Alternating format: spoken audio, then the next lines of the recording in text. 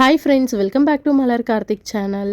இன்றைக்கி இந்த வீடியோவில் என்ன பார்க்க போகிறோன்னா, நான் இந்தியா போயிருந்தப்போ பௌர்ணமி அன்னைக்கு விளக்கு பூஜை நடக்குது சொல்லியிருந்தாங்க. அந்த டைம் நான் அங்கே இந்தியாவில் இருந்ததுனால நான் அதில் கலந்துக்கிட்டேன். இதுதான் ஃபர்ஸ்ட் டைம் நான் விளக்கு பூஜையில் கலந்துக்கிறது. ஸோ அன்றைக்கே சத்யநாராயண பூஜையும் அங்கே பண்ணியிருந்தாங்க. ஸோ அதுவுமே நான் அப்போ தான் ஃபர்ஸ்ட் டைம் பார்த்தேன். ரொம்ப நல்லது சத்யநாராயண பூஜை வீட்டில் பண்ணால் அப்படின்னு சொல்லி நான் அன்றைக்கி கேள்விப்பட்டேன். சரி, இது ஒரு வீடியோவாக இருந்துச்சுன்னா, நம்ம ஃபாரினில் இருக்கோம், நம்ம ஐயர்லாம் கூப்பிட்டு இங்கே பண்ணுறதுக்கு கொஞ்சம் டிஃபிகல்ட்டாக இருக்கிற டைமில் இந்த மாதிரி நம்ம வீடியோ இருந்துச்சுன்னா நம்ம பார்த்து யூஸ் பண்ணிக்கலாம், வீட்டில் பூஜை பண்ணிக்கலாம் அப்படின்றதுக்காக நான் இந்த வீடியோ எடுத்திருந்தேன்.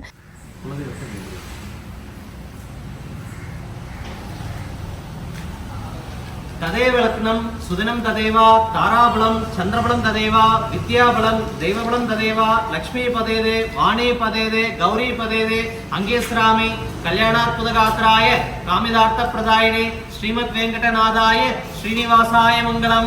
गुरुब्रह्मा गुरुविष्णु गुरुदेवो महेश्वरः गुरुसाक्षात् परब्रह्म तस्मै श्री गुरवे नमः.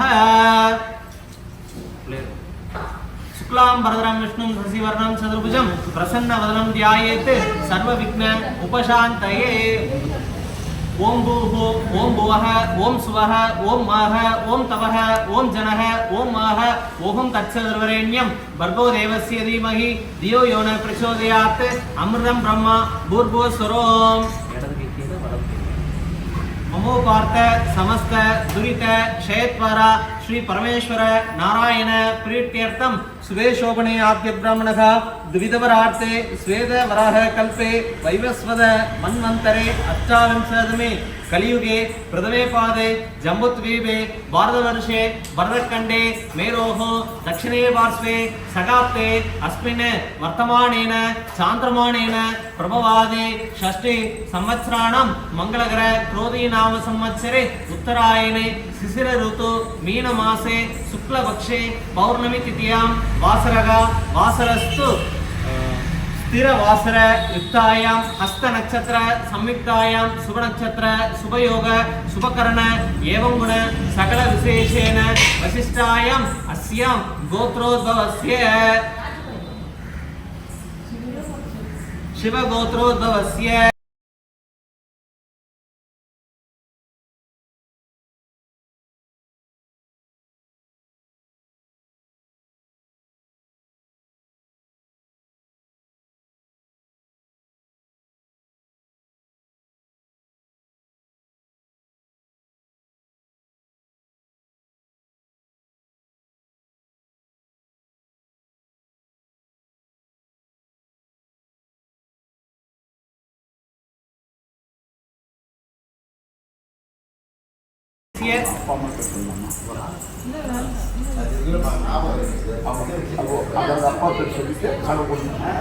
नामधेयस्य सगल कुटुंबानां क्षेम स्थैर्य वीर्य आयुर आरोग्यम ऐश्वर्यम अभिवृद्ध्यर्थम सकल रोगम निवर्त्यर्थम सकल पापम निवर्त्यर्थम सकल दोषम निवर्त्यर्थम सकल वशीकरणार्थम सकल ऐश्वर्याणार्थम श्री पेरियनायक समेत पाटलीश्वर अनुग्रह सिद्ध्यर्थम तिरुवहेन्द्रपुर हेमामुजवल्ली समेत देवनाथ स्वामी अनुग्रह सिद्ध्यर्थम इष्ट देवता अनुग्रह सिद्ध्यर्थम पारंपर्य देवता अनुग्रह सिद्ध्यर्थम नक्षत्र देवता अनुग्रह सिद्ध्यर्थम कुल देवता अनुग्रह सिद्ध्यर्थम कुलदेवं पेरुम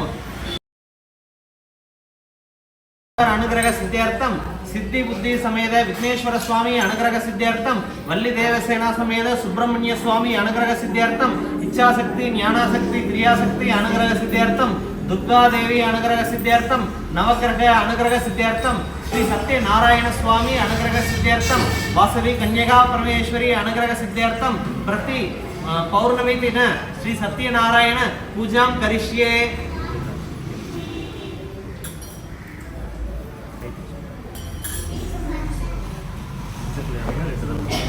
ओम महागणपति आवाहयामि आसनं समर्पयामि अर्धयोगो अर्घ्यं समर्पयामि पादयोगो पाद्यं समर्पयामि मुखे स्नानं समर्पयामि दिव्य परिमल गंधान् तारयामि कुंकुमं समर्पयामि पुष्पं समर्पयामि। ओम सुमुखाय नमः, ओम एकदंताय नमः, ओम कपिलाय नमः, ओम गजकर्णिकाय नमः, ओम लंबोदराय नमः, ओम विकटाय नमः, ओम विघ्नराजाय नमः, ओम गणाध्यक्षाय नमः, ओम धूमकेतवे नमः, ओम बालचंद्राय नमः, ओम स्कंदपूर्वजाय नमः, ओम महागणपतिये नमः, ओम वल्लभाय नमः, ओम सिद्धि विनायक स्वामिने नमः। नानाविध परिमल पत्रं पुष्पं समर्पयामि। ओम वक्रतुंड महाकाय सूर्यकोटि समप्रभ निर्विघ्नं कुरु मे देवो सर्वकार्येषु सर्वदा।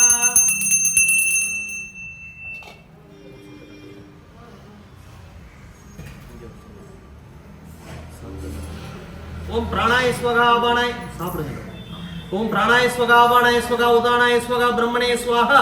कदलीफलं तांबूलं निवेदनं समर्पयामि, नैवेद्यं समर्पयामि।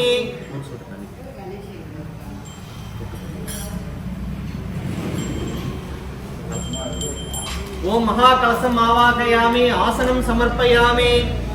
ओम सत्यनारायण स्वामी आसनं समर्पयामि। अर्धयोगो अर्घ्यं समर्पयामि। पादयोगो पाद्यं समर्पयामि। मुखे स्नानं समर्पयामि।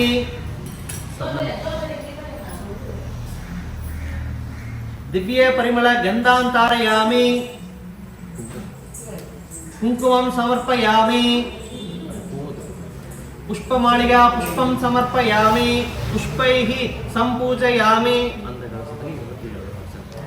ओम वरुणाय नमः, ओम अपांपतये नमः, ओम तीर्थराजाय नमः, ओम मकरवाहनाय नमः, ओम जलाधिपतये नमः, ओम स्वरूपिणे नमः, ओम वासगस्ताय नमः, ओम जुकुम्बाय नमः, ओम वरुणाय नमः, ओम गंगाय नमः, ओम यमुनाय नमः, ओम गोदावर्यै नमः, ओम सरस्वत्यै नमः, ओम नर्मदाय नमः, ओम सिंधवे नमः, ओम कावेर्यै नमः, ओम कलश विष्णुकारक ऋग्वेदो यजुर्वेदो सामवेदो अधर्वण वेदः अग्निक्षित सहिताय कलश देवताभ्यो नमो नमः। ओम इंद्राय नमः, अग्नये नमः, यमाय नमः, निरुहृतये नमः, वरुणाय नमः, वायुवे नमः, कुबेराय नमः, ईशान देवताभ्यो नमो नमः। नानाविध परिमल पत्र पुष्पांजलिं समर्पयामि, धूपमाक्रापयामि। ओम गंगे च यमुने चैव गोदावरी सरस्वती नर्मदा सिंधु कावेरी जलेस्मिन् सन्निधं कुरु।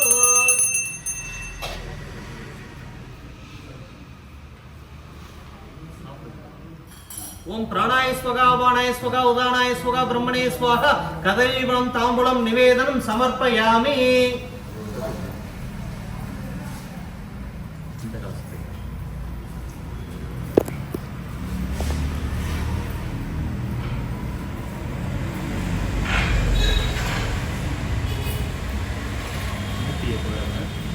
ओम सत्यदेवाय नमः, ओम सत्यात्मने नमः, ओम सत्यभूताय नमः, ओम सत्यपुरुषाय नमः, ओम सत्यनादाय नमः, ओम सत्यसाक्षिणे नमः, ओम सत्ययोगाय नमः, ओम सत्यनानाय नमः, ओम सत्यज्ञानप्रियाय नमः, ओम सत्यनिधये नमः, ओम सत्यसंभवाय नमः, ओम सत्यप्रभवे नमः, ओम सत्येश्वराय नमः, ओम सत्यकामने नमः, ओम सत्यपवित्राय नमः, ओम सत्यमंगलाय नमः, ओम सत्यकल्प पाय नमः, ओम सत्य प्रजापतये नमः, ओम सत्य विक्रमाय नमः, ओम सत्य सिद्धाय नमः, ओम सत्य अक्षुदाय नमः, ओम सत्य वीराय नमः, ओम सत्य भोगाय नमः, ओम सत्य धर्माय नमः, ओम सत्याग्रजाय नमः, ओम सत्य संतुष्टाय नमः, ओम सत्य वराहाय नमः, ओम सत्य परायणाय नमः, ओम सत्य पूर्णाय नमः, ओम सत्य औषधाय नमः, ओम सत्य शाश्वताय नमः, ओम सत्य प्रवर्तनाय नमः, ओम सत्य विभवे नमः, ओम सत्य ज्येष्ठाय नमः, ओम सत्य श्रेष्ठाय नमः, ओम सत्य विक्रमिणे नमः, ओम सत्य धन्मिणे नमः, ओम सत्य मेधाय नमः, ओम सत्य धीराय नमः, ओम सत्य क्रतुवे नमः, ओम सत्य कलाय नमः, ओम सत्य वत्सलाय नमः, ओम सत्य वासवे नमः, ओम सत्य मोगाय नमः, ओम सत्य रुद्राय नमः, ओम सत्य ब्रह्मणे नमः, ओम सत्य अमृताय नमः, ओम सत्य वेदांगाय नमः, ओम सत्य सदुरात्मने नमः, ஓம் சத்ய போக்தரே நமக ஓம் சத்ய சுஷாய நமக ஓம் சத்ய அர்ச்சிதாய நமக ஓம் சத்யேந்திராய நமக ஓம் சத்ய சங்காய நமக ஓம் சத்ய ஸ்வர்காய நமக ஓம் சத்ய நியமாய நமக ஓம் சத்ய வேதாய நமக ஓம் சத்ய வேத்யாய நமக ஓம் சத்ய பியூஷாய நமக ஓம் சத்ய மாயாய நமக ஓம் சத்ய மோகாய நமக ஓம் சத்ய சுரந்தாய நமக ஓம் சத்ய சாகராய நமக ஓம் சத்ய தபசே நமக ஓம் சத்ய சிம்மாய நமக ஓம் சத்ய மிருகாய நமக ஓம் சத்ய லோக பாலகாய நமக ஓம் சத்ய ஸ்திராய நமக ஓம் சத்ய ஔஷதாய நமக ஓம் சத்ய திக் பாலகாய நமக ஓம் சத்ய தனுர்தராய நமக ஓம் சத்ய பூஜாய நமக ஓம் சத்ய வாக்கியாய நமக ஓம் சத்ய குரவே நமக ஓம் சத்ய நியாயாய நமக ஓம் சத்ய சாட்சினே நமக ஓம் சத்ய சம்ருதாய நமக ஓம் சத்ய சம்பிரதாய நமக ஓம் சத்ய வகணையே நமக ஓம் சத்ய வாயவே நமக ஓம் சத்ய சிக்ஷராய நமக ஓம் சத்யானந்தாய நமக ஓம் சத்ய நீரஜாய நமக ஓம் சத்ய ஸ்ரீ பாதாய நமக ஓம் சத்ய குஹ்யாய நமக ஓம் சத்யோதராய நமக ஓம் சத்ய ஹிருதாய நமக ஓம் சத்ய கமலாய நமக ஓம் சத்ய நாளாய நமக ஓம் சத்ய அஸ்தாய நமக ஓம் சத்ய பாகவே நமக ஓம் சத்ய ஜிஹ்வாய நமக ஓம் சத்ய முக்காய நமக ஓம் சத்ய தம்ஸ்ராய நமக ஓம் சத்ய நாசிகாய நமக ஓம் சத்ய ஸ்தோத்ரே நமக ஓம் சத்ய சக்ஷுஷே நமக ஓம் சத்ய சிரசே நமக ஓம் சத்ய முகுடாய நமக ஓம் சத்யாம்பராய நமக ஓம் சத்ய ஆபரணாய நமக ஓம் சத்ய ஆயுதாய நமக ஓம் சத்ய ஸ்ரீ வல்லபாய நமக ஓம் ஸ்ரீ சத்ய குப்தாய நமக ஓம் சத்ய திருதாய நமக ஓம் சத்ய பாமா ரதாய நமக ஓம் சத்ய கக ரூபிணே நமக ஓம் சத்ய நாராயண சுவாமி தேவதாப்பிய நமோ நமக நானாவித பரிமள பத்திரம் புஷ்பாஞ்சலி சமர்ப்பயாமி தூபமாக்ராவயாமி ஓம் ஓம் நாராயணாய வித்மகே வாசுதேவாய தீமஹி தன்னோ விஷ்ணு பிரச்சோதயாத்.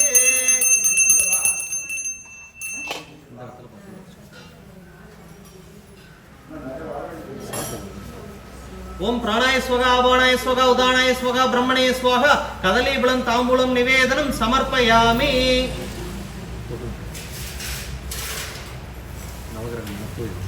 நவகிரகம் ஆவாகயாமி ஆசனம் சமர்ப்பயாமி.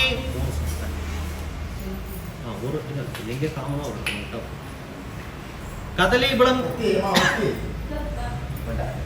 அர்க்யாய நமக ஓம் ஆசனாய நமக ஓம் ஸ்ரீபதயே நமக.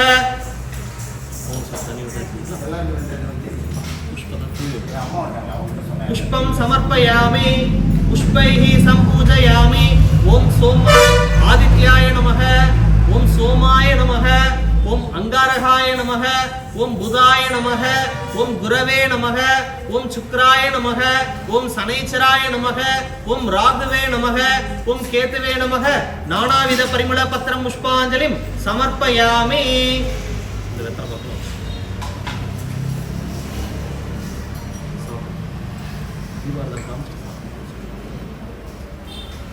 ஆதித்யாய சோமாய மங்களாய புதாய குரு சுக்ர சனேஸ்வர ராகுவே கேதுவே நமோ நமः.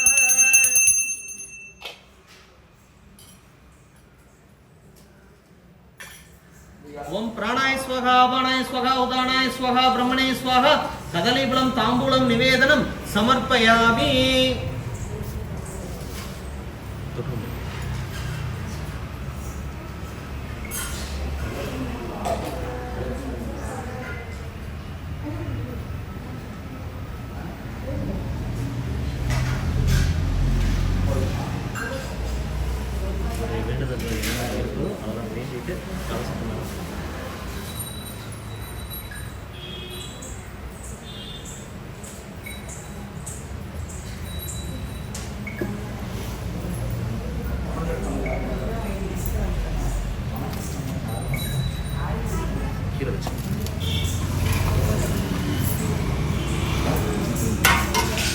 ஒரு கதைக்கு ஒரு இந்த தட்டில் வச்சு ஒரு கதைக்கு ஒரு பிரசாதம் நைவேத்தியம்.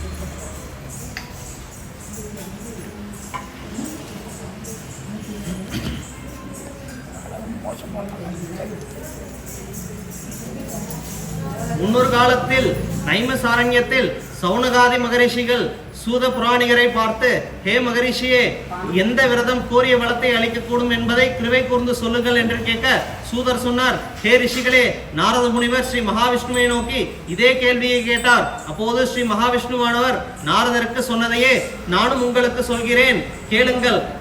ஒரு சமயம் நாரத ரிஷியானவர் ஜனங்களுக்கு கிருபை செய்ய வேண்டும் என்றே நோக்கத்துடன் பல லோகங்களில் சஞ்சரித்துக் கொண்டே பூலோகத்திற்கு வந்தார். பூலோகங்களில் எல்லா ஜனங்களும் நானாவித யோனியில் ஜன்மம் எடுத்து தங்கள் பூர்வ கர்மானுசாரமாய் பல துக்கங்களை அனுபவித்துக் கொண்டிருப்பதை பார்த்து எந்த உபாயத்தால் இவர்களுடைய துன்பம் நீங்கும் என்று யோசித்துக் கொண்டே விஷ்ணு லோகத்தை அடைந்தார். இங்கே சுக்லவர்ணம், சதுர்புஜம், சங்க சக்கர கதா பத்மத்துடன் வனமாளியாய் தேவர்களுடன் தேவரான அந்த ஸ்ரீமன் நாராயணரை கண்டு நாரதர் ஸ்தோத்திரம் செய்தார். ரூபமற்றவராயும் அனந்த சக்தி உள்ளவராயும் ஆதி மத்தியம் அந்தம் இல்லாதவராயும் நிர்குணராயும் இருந்து சிருஷ்டி ஸ்திதி பிரளயம் இவைகளுக்காக சத்வம் ரஜஸ் தபஸ் இந்த குணங்களை அங்கீகரித்துக் கொள்ளும்படியானவரும் எல்லாவற்றிற்கும் ஆதி காரணமானவராயும் பக்தர்களுடைய துக்கத்தை நாசம் பண்ணுபவருமான ஹே ஸ்ரீமன் நாராயணா நமஸ்கரிக்கிறேன் என்று சொல்லி நிற்க பகவான் ஸ்ரீ விஷ்ணு நாரதரை பார்த்து, நாரதா, நீ என்ன காரணமாய் இங்கு வந்தாய்? சொல்வாயாக, நான் உனக்கு உத்தரவு கொடுக்கிறேன். ஸ்ரீ விஷ்ணுவின் பேச்சை கேட்டு நாரதர், ஹே சுவாமி, பூலோகத்தில் ஜனங்கள் அநேக துக்கங்களை அனுபவித்துக் கொண்டிருக்கிறார்கள். நானாவித யோனியில் ஜனித்து பாப கர்மங்களால் துக்கத்தில் மூழ்கி கிடக்கிறார்கள். இதற்காக ஹே பிரபு, உங்களுக்கு என்மேல் கிருபை இருந்தால் ஸ்வல்ப உபாயத்தில் எல்லா ஜனங்களுடைய துக்கங்களையும் எப்படி தீரும் என்பதை நீங்கள் சொல்ல கேட்க விரும்புகிறேன். பகவான் விஷ்ணு, ஹே குழந்தாய் நாரதா, ஜனங்களின் மேல் கிருபை செய்ய வேண்டும் என்கின்ற எண்ணத்தோடு கேட்டதால் உன்னுடைய கேள்வி அதி உத்தமமானது. எந்த அனுஷ்டானத்தினால் மனுஷியன் எல்லா துக்கங்களினின்றும் மீள்வானே, அதை நான் உனக்கு சொல்கிறேன் கேள். வட்சா நாரதா, ஸ்வர்க லோகத்திலும் மிருத்யு லோகத்திலும் மகா புண்ணியத்தை கொடுப்பதும் அதி துர்லபமானதுமான விரதம் ஒன்று உண்டு. அதை நான் இப்பொழுது சொல்கிறேன். ஸ்ரீ சத்யநாராயண விரதத்தை சரியாக விதி பிரகாரம் செய்தால் மனிதன் இவ்வுலகில் எப்போதும் சுகத்தோடு இருந்து பரலோகத்தில் மோட்சத்தை அடைவான் என்று சொன்னார். நாரத ரிஷி மறுபடியும், ஸ்ரீமன் நாராயணா, இவ்விரதத்தின் பலன் என்ன, எப்படி செய்ய வேண்டும்? பூர்வத்தில் இந்த விரதத்தை யார் செய்கிறார்கள்? இந்த விரதத்தை எப்போது செய்ய வேண்டும்? இதை பற்றி விவரமாக சொல்லுங்கள் என்று கேட்டார். ஸ்ரீ பகவான், இவ்விரதம் துக்க சோகங்களை தணிக்கக்கூடியது, தனயாதி திரவியங்களை விருத்தி செய்யக்கூடியது, சௌபாகியத்தையும் சந்ததியையும் கொடுக்கக்கூடியது, எல்லா காரியங்களிலும் ஜெயத்தை கொடுக்கக்கூடியது. எந்த நாளிலாவது பக்தியோடும் ஸ்ரத்தையோடும் தங்கள் பந்து மித்திரர்களோடு பிராமணர்களோடும் கூட சாயங்காலத்தில் சத்திய நாராயண பூஜையை செய்ய வேண்டும். உத்தமமான 1.25 பங்காக, அதாவது 1.25 கிலோவில் சேர்ந்து செய்த நைவேத்தியத்தை நாராயணருக்கு நிவேதனம் செய்ய வேண்டும்.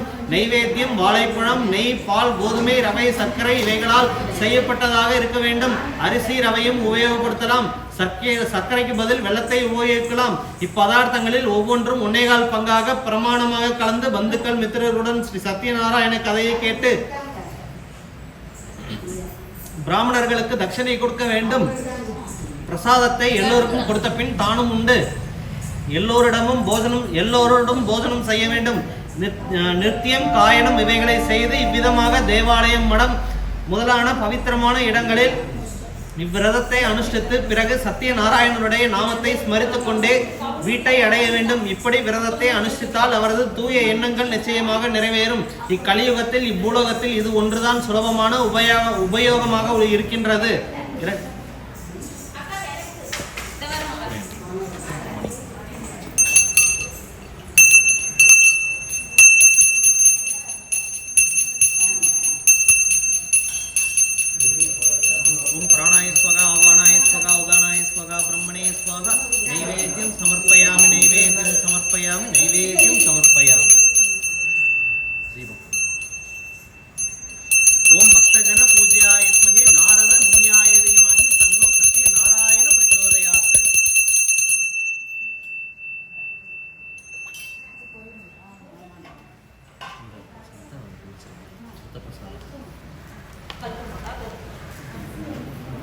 இரண்டாவது அத்தியாயம்.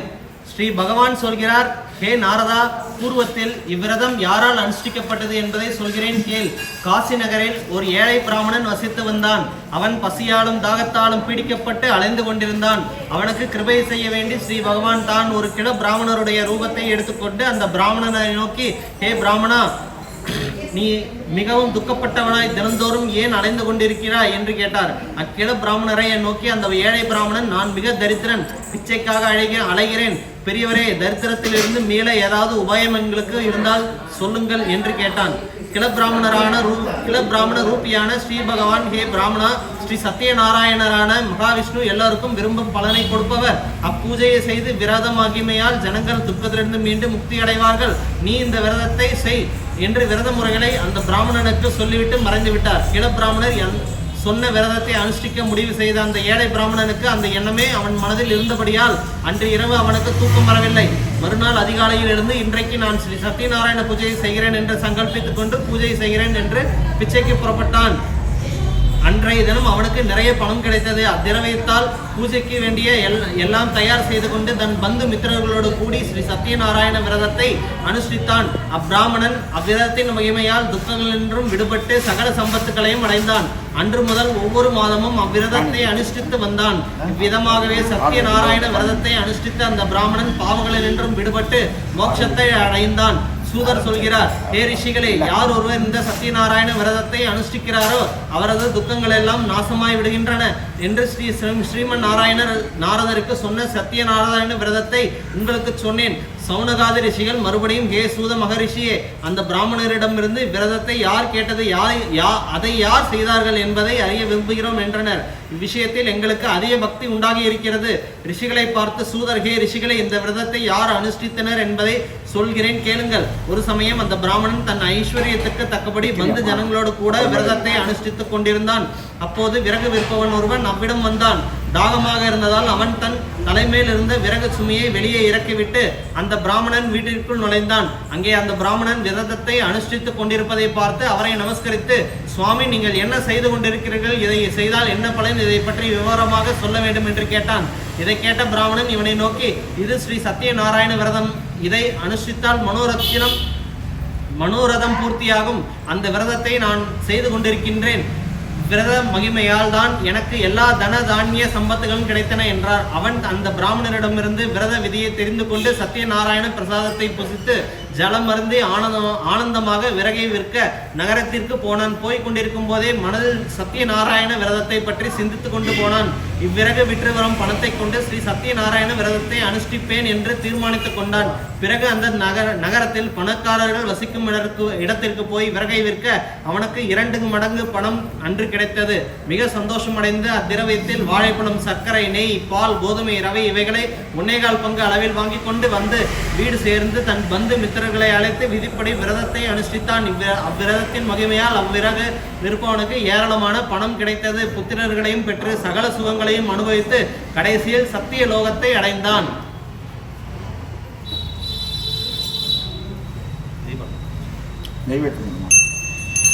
ஓம் பக்தஜன பூஜ்யாய வித்மஹே நாரத முன்யாய தீமஹி தன்னோ சத்யநாராயண பிரச்சோதயாத். ஓம் பிராணாய ஸ்வதா வாணாய ஸ்வதா உதானாய ஸ்வதா பிரம்மணே ஸ்வாஹா.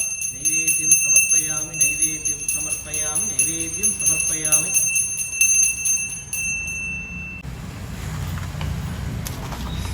3ஆம் அத்தியாயம். சூதர், ரிஷி சிரேஷ்டர்களே, இவ்விரத சம்பந்தமாய் மற்றொரு கதையை சொல்கிறேன் கேளுங்கள். முன்காலத்தில் உல்காமுகன் என்ற ஒரு அரசன் இருந்தான். அவன் இந்திரங்களை அடக்கி சத்தியத்தை மேற்கொண்டு மிக புத்திவானுயுமாயிருந்தான். அவன் நாள்தோறும் கோவிலுக்கு போய் சுவாமி தரிசனம் செய்து பிராமணர்களை திருப்தி செய்து கொண்டிருந்தான். அவன் மனைவி பத்ரசீலா மகா உத்தமி. ஒரு நாள் அந்த அரசன் தன் மனைவியுடன் நதிக்கரையில் ஸ்ரீ சத்யநாராயண விரதத்தை அனுஷ்டித்துக் கொண்டிருந்தான். அச்சமயத்தில் சாது என்ற ஒரு வணிகன் வியாபாரத்திற்காக சகல திரவியங்களை எடுத்துக்கொண்டு அங்கு வந்தான். கப்பலை நதிக்கரையில் நிறுத்தி அந்த சாது வணிகன் அரசனிடம் போய் அவன் அனுஷ்டித்துக் கொண்டிருந்த விரதத்தை பார்த்து பக்தியுடன் அவரை, ஹே ராஜன், இவ்வளவு பக்தியுடன் தாங்கள் என்ன செய்து கொண்டிருக்கிறீர்கள்? தயவு செய்து சொல்ல வேண்டும் என்று கேட்டான். அரசன், ஹே சாதுவே, தேஜோமயமான விஷ்ணுவின் பூஜையான சத்யநாராயண விரதத்தை நான் புத்திரனை பெறுவதற்காக என் பந்து ஜனங்களுடன் அனுஷ்டித்துக் கொண்டிருக்கின்றேன். இதை கேட்ட சாது வணிகன், ஹே ராஜனை, விரதத்தை பற்றி எனக்கு விவரமாக சொல்ல வேண்டும். நீங்கள் சொல்கிறபடி நானும் விரதத்தை அனுஷ்டிக்கிறேன். எனக்கும் சந்ததி இல்லை. இவ்விரதத்தை அனுஷ்டிப்பதால் எனக்கு சந்ததி உண்டாகும். ஆகவே விரத விதிகளை நன்கு அறிந்து கொண்டு வியாபாரத்தை முடித்துக் கொண்டு தன் வீடு போய் சேர்ந்தான். சந்ததி அளிக்கும் இந்த விரதத்தை தன் மனைவியிடம் சொன்னான். எனக்கு சந்ததி உண்டாகும் போது நான் சத்தியநாராயண விரதத்தை அனுஷ்டிக்கிறேன் என்று வேண்டிக் கொண்டான். உத்தம சீலனான அந்த சாது வணிகனும் அவன் மனைவி லீலாவதியும் ஆனந்தமாக வாழ்ந்து வருகையில் ஸ்ரீ சத்தியநாராயணர் கிருபையால் லீலாவதி கர்ப்பவதியானால் 9 மாதமான பிறகு ஒரு பெண் குழந்தை பிறந்தது. அந்த குழந்தை நாளுக்கு நாள் சுக்லபக்ஷ சந்திரனை போல் வளர்ந்து வந்தது. அதனால் அக்கணிகை அவள் தகப்பனார் கலாவதி என்று பெயரிட்டான். ஒரு நாள் லீலாவதி தன் பதியிடம் பேசிக்கொண்டிருக்கும் போது, ஹே பிராணநாதா, தாங்கள் முன்னே செய்து கொண்ட பிரார்த்தனைப்படி சத்தியநாராயண விரதத்தை ஏன் செய்யவில்லை என்று கேட்டாள். அப்போது சாது வணிகன் தன் மனைவிடம், பிரியே, இக்கணிகையின் கல்யாண சமயத்தில் நான் சத்தியநாராயண விரதத்தை செய்கிறேன் என்று அவளை சமாதானப்படுத்திவிட்டு வியாபார சம்பந்தமாய் வேறு ஒரு ஊருக்கு போனான். கன்னிகை கலாவதி வளர்ந்து வந்தாள். சில வருஷங்களுக்கு பிறகு கலாவதி விவாகத்திற்கு ஏற்றவளானால். சாது வணிகன் தன் பந்து மித்திரர்களோடு கூடி யோசித்து ஒரு தூதனை தன் கன்னிகைக்கு தகுந்த வரனை பார்த்து கொண்டு வரச் சொல்லி அனுப்பினான். அத்தூதன் காஞ்சன நகரம் என்ற நகரத்திற்கு சென்று அங்கிருந்து ஒரு வணிக புத்திரனை அழைத்து கொண்டு திரும்பினான். சர்வகுண சம்பன்னனான சுந்தரமான அந்த வணிக புத்திரனை சாது பார்த்து தன் பந்துக்கள் சிநேகிதர்கள் எல்லோரையும் வைத்துக் கொண்டு ஆனந்தமாக தன் பெண்ணை அவனுக்கு விவாகம் செய்து கொடுத்தான். விவாக சமயத்தில் கூட தான் முன்பு செய்து கொண்ட பிரார்த்தனையை மறந்து விட்டான். இதனால் ஸ்ரீ சத்தியநாராயணர் கோபம் கொண்டார். சில நாட்களுக்கு பிறகு வியாபாரத்தில் தேர்ந்த சாது வணிகன் தன் மாப்பிள்ளையையும் அழைத்து கொண்டு வியாபாரத்திற்கு புறப்பட்டான். சிந்து நதிக்கு சமீபத்திலே ரத்னசாரம் என்ற நகரத்திற்கு போய் அங்கு சாது வணிகன் தன் மாப்பிள்ளையுடன் வியாபாரம் செய்து கொண்டிருந்தான். இவர்கள் சந்திரகேது ராஜனுடைய நகரத்தில் வியாபாரம் செய்து கொண்டிருக்கும் சமயத்தில் ஸ்ரீ சத்தியநாராயண சுவாமி வணிகன் பூர்வ சங்கல்பத்தை மறந்துவிட்டதால் அவனுக்கு துக்கம் உண்டாகுக என்று சபித்து விட்டார். ஸ்ரீ சத்தியநாராயணர் சாபம் கொடுத்த பிறகு ஒரு நாள் ஒரு திருடன் சந்திரகேது ராஜாவின் திரவியங்களை திருடிக்கொண்டு இவ்விரண்டு வர்த்தகர்கள் இருக்கும் வழியாக வந்தான். தன்னை ராஜ தூதர்கள் துரத்தி கொண்டு வருவதை அறிந்த அத்திருடன் களவாடிய திரவத்தை அங்கேயே போட்டுவிட்டு ஓடிவிட்டான். பிறகு சாதுவணிகன் இருந்த இடத்திற்கு ராஜதூர்கள் வந்து பார்க்கையில் திருட்டு போன ராஜ திரவியங்கள் அங்கே கிடக்க கண்டு இவ்விருவர்களே கல்வர்களாக இருக்க வேண்டும் என்று நிச்சயித்து அவ்விருவர்களையும் பிடித்து கட்டி ராஜாவிடம் அழைத்து கொண்டு போய், ஹே பிரபு, உங்கள் திரவியத்தை அபகரித்து கொண்டு போன இவ்விரண்டு திருடர்களையும் பிடித்து கொண்டு வந்திருக்கிறோம். இவர்களை தக்கபடி தண்டிக்க வேண்டும் என்று சொன்னார்கள். விசாரணையே செய்யாமல் அரசன் ஆக்ஞாபித்தபடி அத்தூதர்கள் இவ்விருவரையும் சங்கிலிகளால் கட்டி ஒரு பெரிய கோட்டை சிறையில் அடைத்து விட்டனர். அப்போது அந்த வணிகர்கள் தாங்கள் கல்வர்கள் அல்ல என்று சொல்லியும் ஸ்ரீ சத்தியநாராயணனுடைய சாபத்தால் அவர்களுடைய பேச்சை அரசன் நம்பவில்லை. அவர்களுடைய திரவியங்களையும் சந்திரகேது அரசன் பறித்து கொண்டான். ஸ்ரீ சத்தியநாராயணருடைய சாபத்தால் சாதுவின் மனைவி லீலாவதி மிக்க துக்கத்தை அடைந்தாள். வீட்டில் இருந்த திரவியங்களை திருடர்கள் திருடு கொண்டு போனார்கள். அநேக கஷ்டங்களால் பிடிக்கப்பட்ட சாப்பாடும் கிடைக்காமல் வீடு வீடாய் பிச்சை எடுத்தாள். அவள் பெண் கலாவதி ஆகாரமின்றி தினமும் பிச்சை எடுத்தாள். ஒரு நாள் கலாவதி பசியின் கொடுமை தாங்காமல் ஒரு பிராமணர் வீட்டுக்கு போனாள். அங்கே ஸ்ரீ சத்தியநாராயண விரதத்தை அனுஷ்டித்துக் கொண்டிருப்பதை பார்த்து அங்கே உட்கார்ந்து ஸ்ரீ சத்தியநாராயண கதையை கேட்டாள். பிரசாதத்தை உண்டாள். தன்னுடைய துக்கம் நிவர்த்தியாக வேண்டும் என்று ஸ்ரீ சத்தியநாராயண பிரார்த்தித்துக் கொண்டு வீடு போய் சேர்ந்தாள். அப்போது அவளது தாய் அவளை பார்த்து, இவ்வளவு நேரம் நீ எங்கே போயிருந்தாய்?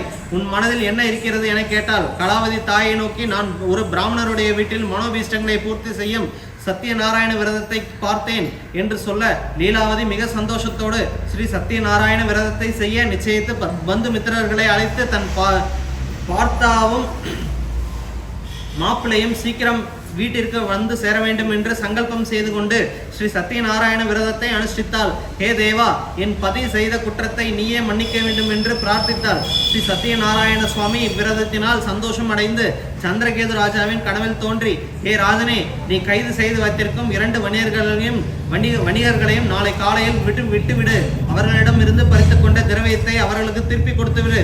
தவறினால் உன் ராஜ்யம், தனம், புத்திரர்கள் எல்லோருடன் உன்னை நாசமாக்கி விடுவேன் என்று சொல்லி மறைந்தார். காலையில் ராஜா, மந்திரி முதலியவர்களை அழைத்து சபையை கூட்டி தான் இரவில் கண்ட கனவை பற்றி சொல்ல, நாம் சிறையில் அடைத்து வைத்திருக்கும் 2 வணிகர்களை விடுவித்து உடனே அழைத்து வார்கள் என்று கட்டளையிட ராஜதூதர்கள் உடனே சென்று அவ்விரண்டு வணிகர்களையும் ராஜசபைக்கு அழைத்து வந்தனர். அவ்விரு வணிகர்களையும் சந்திரகேது ராஜனை வணங்கி பயத்தோடு நின்றார்கள். அவர்களை பார்த்து அரசன், ஹே வணிகர்களே, தெய்வ சங்கல்பத்தினால் நீங்கள் இப்படிப்பட்ட கஷ்டங்களை அனுபவிக்க வேண்டியதாயிற்று. இப்போது உங்களுக்கு எவ்வித பயமும் இல்லை. உங்களை விடுதலை செய்துவிட்டேன் என்று சொல்லி அவர்களுக்கு வஸ்திர ஆபரணங்கள் முதலியன அளித்து தன்னோடு போஜனம் செய்வித்து உபசரித்து அவர்களிடம் இருந்து பறித்து கொண்ட திரவியத்தை போல் 2 பங்கு திரவியத்தை அவர்களுக்கு கொடுத்து ஊர் போய் சேரும்படி விடையளித்தான். வணிகர்கள் அரசனை சாஷ்டாங்கமாய் நமஸ்கரித்து உத்தரவு பெற்று தம் ஊருக்கு புறப்பட்டார். புறப்பட்டனர். ஓம் பக்தஜன பூஜாய வித்மஹே நாரத முனியாய தீமஹி தன்னோ சத்ய நாராயண பிரச்சோதயாத்.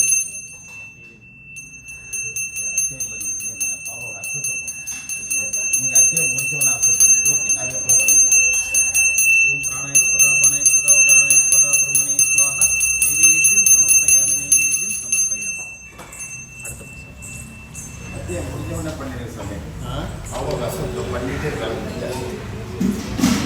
ஓகே ஓகே 4 5 இருக்குது. இல்ல அதை முடிச்சிட்டு 5 இது அதான். பரிபூர்ணமா முடிச்சிருங்க. ஓகே. அதுக்கு அசோத்திரம் பண்ணிட்டு ஓகே. விளக்கு பூஜை ஆரம்பிங்க. Okay okay. இது ஃபர்ஸ்ட் அவர் பண்ணிடுவாரு. அத்தியத்துக்கு முன்னாடி பாவ அசோத்திரம், சத்யநாராயண பூஜை, அசோத்திரம். நீங்க செய்ய அது சரி. அப்புறம் தான் விட்டுலாம் செய்ய. 4ஆம் அத்தியாயம். சூதர் சொல்கிறார், ஹே ரிஷிகளே, மார்க்கத்தில் ஒரு விதமான விக்னமும் வரக்கூடாது என்று சாது வணிகன் பிராமணர்களுடைய ஆசீர்வாதம் பெற்று அவர்களுக்கு தட்சிணை கொடுத்து மாப்பிள்ளையோடு தன்னுடைய நகரத்திற்கு புறப்பட்டான். வெகு தூரம் போன பிறகு ஸ்ரீ சத்யநாராயணர் ஒரு சன்னியாசி வேஷம் கொண்டு அவனை பரீட்சை செய்ய அவனை நோக்கி, ஹே சாது, உன்னுடைய கப்பலில் என்ன நிறைந்திருக்கிறது என்று கேட்டார். அப்போது திரவியத்தால் கர்வம் கொண்ட அந்த வணிகன் அவரை பார்த்து சிரித்துக்கொண்டே, ஹே சன்னியாசி, நீர் இப்படி கேட்க என் காரணம் என்ன? எங்கள் திரவியத்தை எடுத்துக்கொண்டு போக விரும்புகிறீரோ? எங்களுடைய கப்பலில் இலை, கொடி முதலிய சாமான்கள் நிறைந்திருக்கின்றன என்று சொன்னான். இதை கேட்ட சன்னியாசி வேஷம் கொண்ட சத்யநாராயணர், நீ சொன்னதே உண்மையாக கடவது என்று சொல்லி கொஞ்ச தூரத்திற்கு அப்பால் போய் மறைந்து நின்று கொண்டார். அவ்விடம் இருந்து சன்னியாசி போன பிறகு சாது வணிகன் ஸ்நானாதி நித்திய கர்மங்களை செய்ய ஆரம்பித்தான். அப்போது அக்கப்பல் லேசாகி ஜலத்தின் மேல் மிதக்க கண்டும் கப்பலில் இலை கொடிகள் மட்டுமே இருக்க கண்டும் மூர்ச்சையடைந்து விழுந்தான். கொஞ்ச நேரத்திற்கு பிறகு அவன் மூர்ச்சையை தெளித்து எழுந்து சிந்திக்கலானான். அப்போது அவனுடைய மாப்பிள்ளை, மாமனாரை, நீங்கள் ஏன் துக்கப்படுகிறீர்கள்? அந்த சன்னியாசி உங்களை சபித்ததால் இப்படி ஆயிற்று. அவர் இஷ்டப்படி எதையும் செய்ய சக்தி உள்ளவர் என்பதால் சந்தேகமில்லை. ஆகையால் நாம் அவரை சரணம் அடைந்தால் நமக்கு வேண்டிய பலனை அடையலாம் என்று சொன்னான்.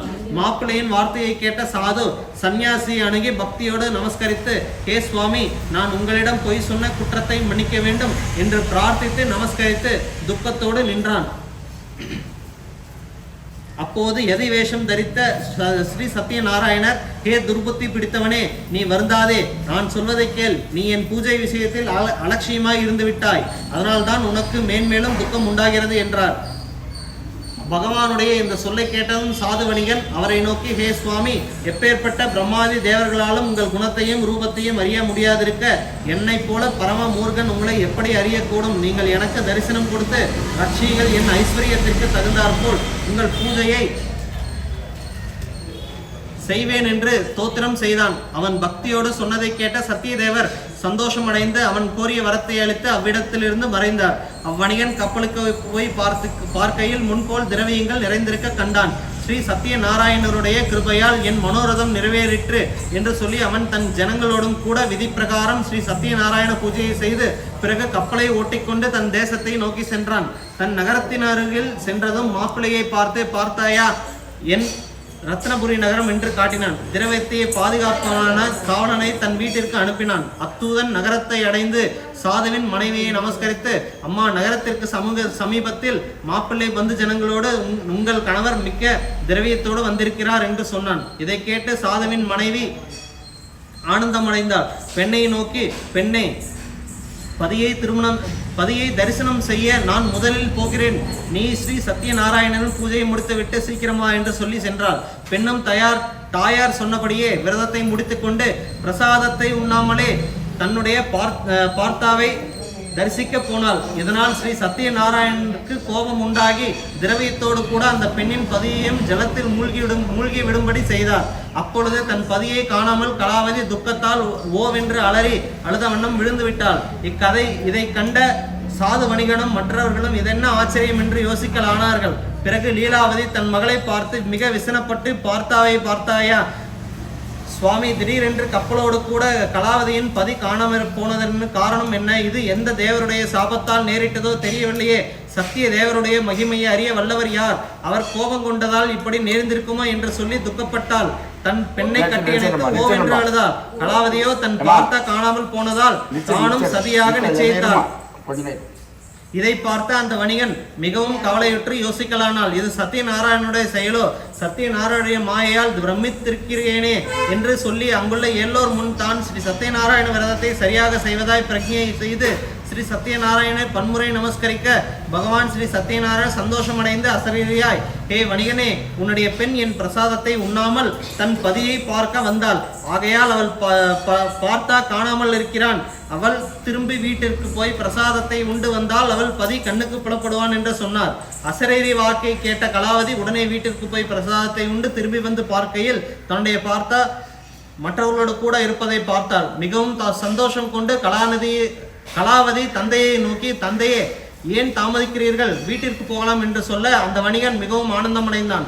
பிறகு விதி பிரகாரம் ஸ்ரீ சத்யநாராயணனுடைய பூஜையை செய்து பந்து ஜனங்களோடு கூட திரவியத்தையும் எடுத்துக்கொண்டு தன் வீட்டை அடைந்தான். அதன் பின் ஒவ்வொரு மாதமும் பௌர்ணமி சங்கராந்தி காலங்களில் ஸ்ரீ சத்யநாராயண பூஜையை தவறாமல் செய்து வந்தான். இப்படி ஸ்ரீ சத்யநாராயண விரதத்தை வெகு பக்தியோடு அனுஷ்டித்துக் கொண்டு இவ்வுலகில் சுகத்தோடு இருந்து கடைசியில் சத்திய லோகத்தை அடைந்தான்.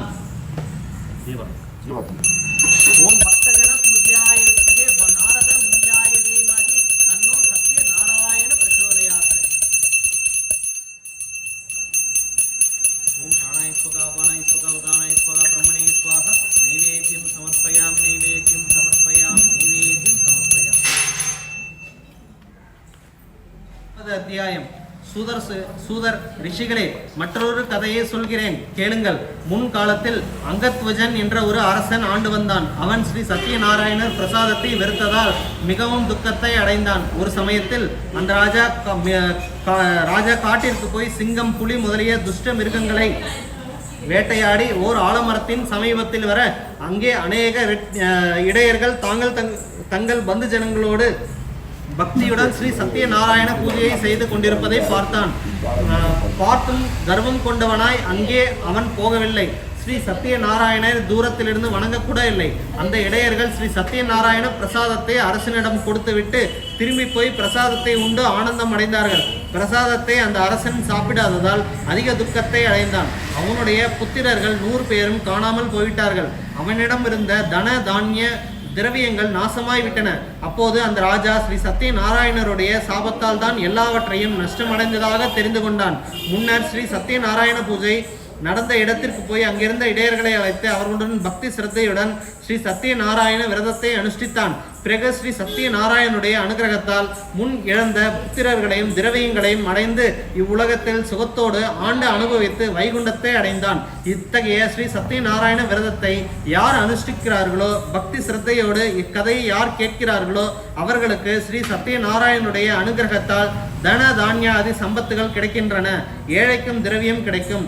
கட்டப்பட்டவன் பயம் நீங்கி தைரியமானவன் ஆவான்.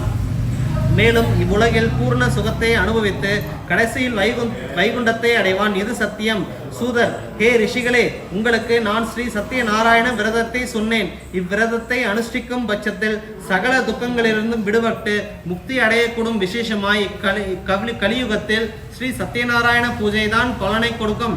சத்யநாராயணரை சிலர் காலன் என்றும், சிலர் ஈசன் என்றும், சிலர் சத்யநாராயணன் என்றும், மற்றும் சிலர் சத்திய தேவர் என்றும் சொல்கிறார்கள்.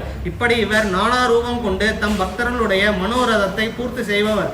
சனாதன பகவான் கலியுகத்தில் ஸ்ரீ சத்யநாராயண ரூபியாய் இருப்பார். ஹே முனி சிரேஷ்டர்களே, யார் ஒருவன் ஸ்ரீ சத்யநாராயண கதையை தினம் வாசிக்கிறானோ அவன் ஸ்ரீ சத்யநாராயணனுடைய அனுகிரகத்தால் சகல பாவங்களினின்றும் விடுபட்டு சுகத்தை அடைவான் என்பது நிச்சயம் என்று கூறினார். சுபமஸ்து. தீபா. ஓம் பக்தஜன பூஜ்யாய வித்மஹே நாரத முன்யாய தீமஹி தன்னோ சத்யநாராயண பிரச்சோதயாத். ஓம் பிராணாய ஸ்வகா அபானாய ஸ்வகா உதானாய ஸ்வகா பிரம்மணே ஸ்வாஹா. நைவேத்யம் சமர்ப்பயாமி, நைவேத்யம் சமர்ப்பயாமி, நைவேத்யம் சமர்ப்பயாமி.